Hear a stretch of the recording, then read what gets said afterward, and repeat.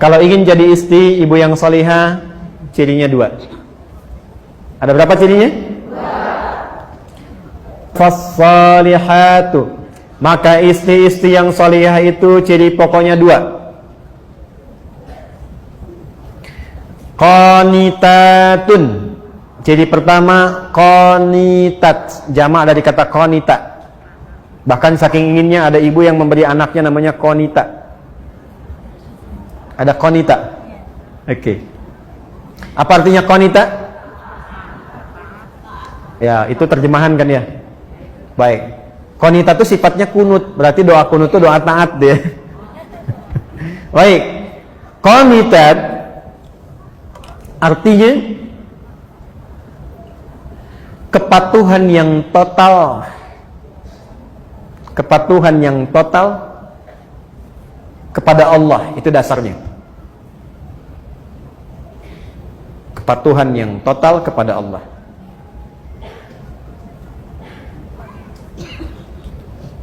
Asalnya itu. Nanti kalau dibawa ke aspek-aspek ibadah atau rumah tangga, maknanya menjadi luas.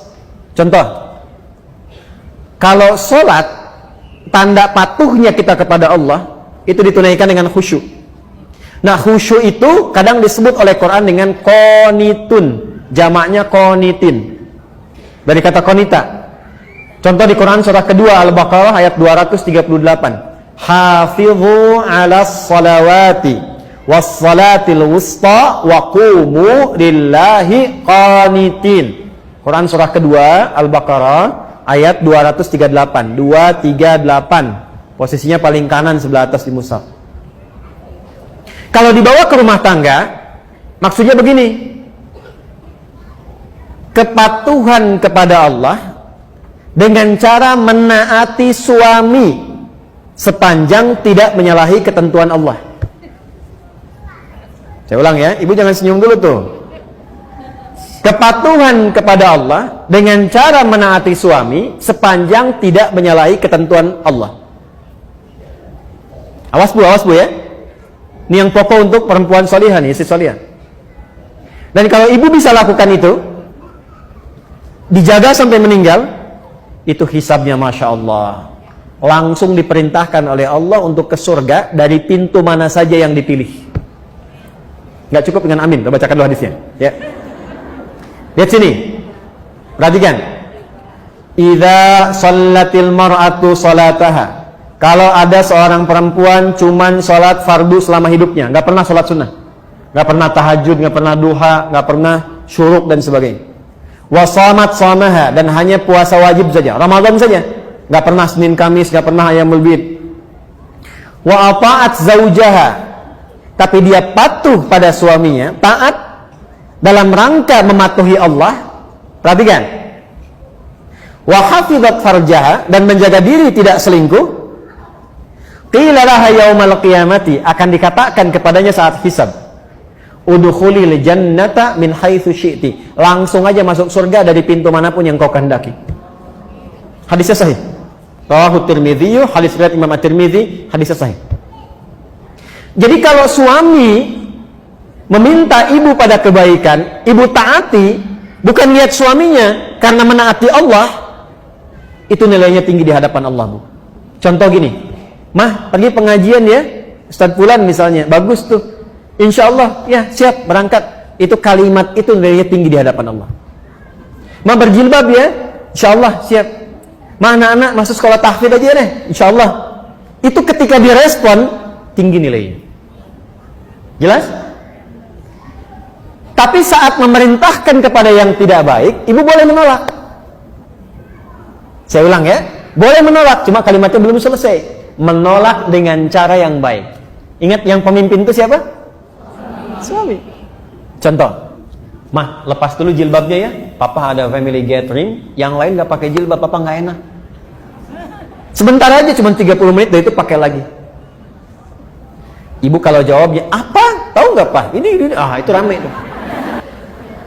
Tapi kalau ibu cara masuknya, Pak, dulu Mama sebelum meninggal, dari kecil sudah melatih aku untuk pakai jilbab. Nah, aku niatkan pakai jilbab ini di antara amalan yang jariahnya insya Allah sampai ke mama, ke papa. Kalau dilepas 30 menit dan di saat itu kemudian aku wafat, meninggal dalam keadaan tidak berjilbab, kira-kira bagaimana di hadapan Allah? Ya sudah deh, nggak apa-apa, pakai aja, mungkin jadi dakwah. Nah, itu cara masuk yang enak, gitu, halus. Ya, boleh menolak, tapi cari jalan yang terbaik, yang halus. Terus ya? Mas ini, Mama mau tahajud dulu Pak. Udah, temenin Papa nonton dulu nih, ini babak kedua nih, rame nih. Bola misalnya kan? Baik, gini aja deh Pak. Dalam tahajud, setelah sholat, Mama doakan klubnya Papa bisa menang. Ya udah tahajud kan? Tahajud kan? Tiba-tiba kalah kan? Mama sih tahajud. Iya, Papa sih diminta menang malah menangis, gitu. Kayaknya udah. Jelas ya? Oke.